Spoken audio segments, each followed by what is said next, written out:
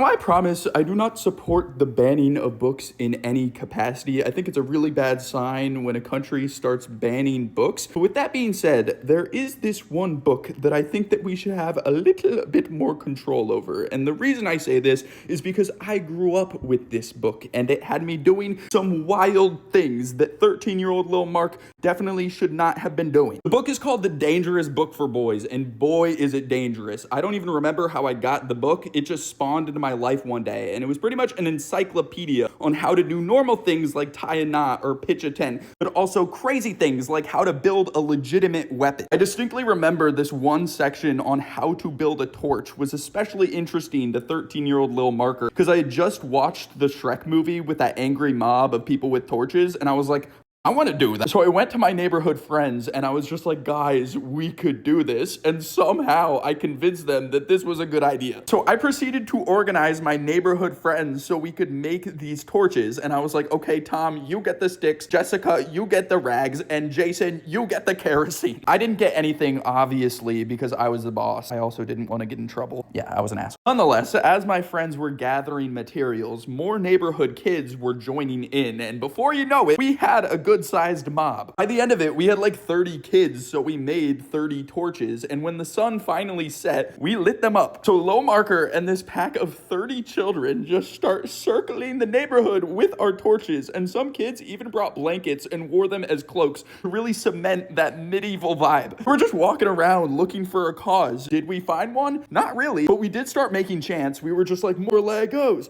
more Legos, no bedtime, no bedtime. And I remember some adults coming out onto their front lawns and hitting one of these, and that should have been our sign to stop, but unfortunately it wasn't. We didn't stop until one of the moms of one of the kids in the mobs literally ran up to us and screamed bloody murder for us to stop, and we all got quiet and we're like, oh shit. And bro, we all got in so much trouble. But I still did not tell my parents where I learned how to make torches, so I went on to make a lot crazier things from that book. So if you guys want more stories about that, let me know. Still do not know how that book is still around.